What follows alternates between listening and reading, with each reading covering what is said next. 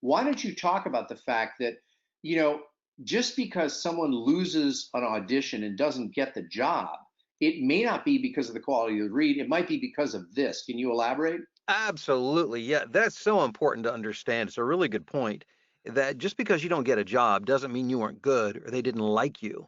It just meant that for that particular job, that particular audience, that particular product, what they had in mind was different. So you cannot personalize not getting a job. You may have had the best read, but it may be just like Fred said, maybe they want a female voice, not a male voice. Maybe they want an older voice or a younger voice. I mean, who knows? Um, and plus, when they hear you, they may love it and say, well, you know what? This doesn't work for this, but man, I'm going to keep this person in mind for another project.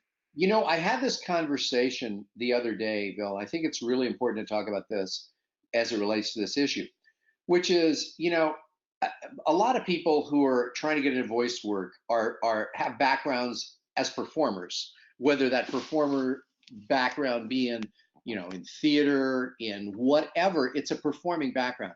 And performers, as a general rule, have an aversion, at least on the surface, to selling, quote unquote, selling. Well, I had this conversation with Keith Harris, and it went something like this.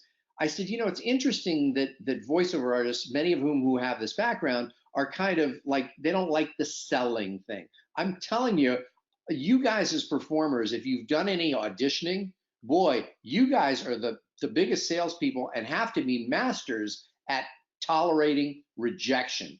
Because as a performer, the number of times as a salesperson, I think your numbers are probably much better than the average performer.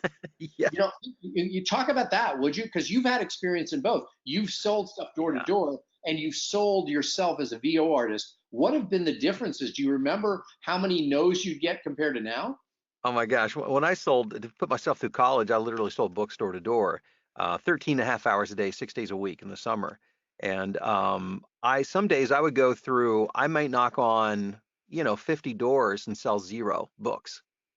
Other days I'm trying to remember. I don't remember how many days doors a day. It was a lot. It's probably a lot more. It's probably closer to 100. And then some days I would sell, three or four. At the end of the summer, I actually made a lot of money. But there are sometimes you get nothing. But it doesn't. You can't look at the micro view. You have to look at the macro view. And in voiceover, the great thing about it is that you don't. Nobody has to tell you. Don't. Nobody says no to your face. You know what I mean? They just don't get back to you.